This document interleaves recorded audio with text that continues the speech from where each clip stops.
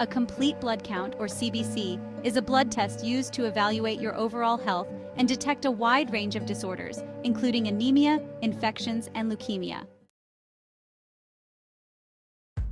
A complete blood count test measures several important components of your blood. These include red blood cells, which carry oxygen throughout your body, white blood cells, which are crucial for fighting infection, hemoglobin, the oxygen-carrying protein in red blood cells, hematocrit, which is the proportion of red blood cells in your blood, and platelets, which are essential for blood clotting. So, why is a CBC done? Well, a complete blood count is a common blood test performed for various reasons. It can be part of a routine medical exam to check your general health and screen for conditions like anemia or leukemia. It's also used to diagnose medical conditions, helping to identify the cause of symptoms such as weakness, fatigue, fever, as well as swelling, pain, bruising, or bleeding. Furthermore, a CBC is crucial for monitoring existing medical conditions that affect blood cell counts and for keeping track of how well certain treatments, like medications or radiation, are working. Preparing for a CBC is straightforward. If your blood sample is being tested only for a complete blood count, you can eat and drink normally before the test. However, if your sample will also be used for other tests, you might need to fast for a certain period beforehand. It's always best to ask your healthcare provider about what you need to do to prepare. What you can expect during this test is quite straightforward. For a complete blood count, a member of the healthcare team takes a sample of blood by inserting a needle into a vein in your arm, usually at the bend in your elbow. The blood sample is then sent to a lab for analysis. After the test, you can return to your usual activities right away. Let's talk about the results. The following are expected complete blood count results for adults. The blood is measured in cells per liter or grams per deciliter.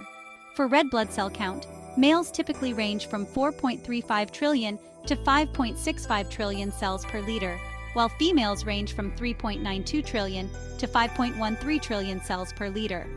Hemoglobin levels for males are between 13.2 and 16.6 grams per deciliter, and for females, between 11.6 and 15 grams per deciliter. Hematocrit levels are 38.3% to 48.6% for males, and 35.5% to 44.9% for females. White blood cell count ranges from 3.4 billion to 9.6 billion cells per liter. Lastly, platelet count ranges from 135 billion to 317 billion per liter for males, and 157 billion to 371 billion per liter for females. It's important to understand that a complete blood count, or CBC, usually doesn't provide all the answers about a diagnosis. Results outside the expected range may or may not require follow-up. A healthcare provider might need to consider other test results as well as the CBC results. For instance, results slightly outside the typical range might not be of concern for someone who's healthy and symptom-free. No follow-up might be needed. However, for someone undergoing cancer treatment, results outside the expected range might indicate a need to adjust the treatment. In cases where results are significantly above or below the expected ranges, a healthcare provider might refer you to a hematologist, a doctor specializing in blood disorders.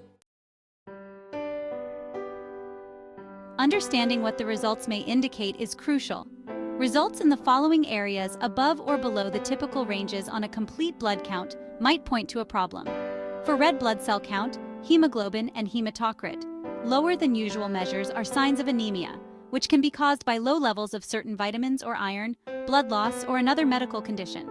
People with anemia might feel weak or tired, and these symptoms may be due to the anemia itself or its underlying cause. A red blood cell count that's higher than usual is known as erythrocytosis, potentially indicating a medical condition like blood cancer or heart disease. Regarding white blood cell count, a low count is known as leukemia and might suggest an autoimmune disorder, bone marrow problems, or cancer. Certain medications can also cause a drop in white blood cell counts. Conversely, a high white blood cell count is most commonly due to an infection or inflammation, or it could indicate an immune system disorder or a bone marrow disease. This high count can also be a reaction to medications or intense exercise. Lastly, for platelet count, being lower than usual is known as thrombocytopenia, and being higher than usual is called thrombocytosis. Either condition can be a sign of a medical issue or a side effect of medication, and typically leads to more tests to diagnose the cause. Your healthcare provider can explain what your complete blood count results mean.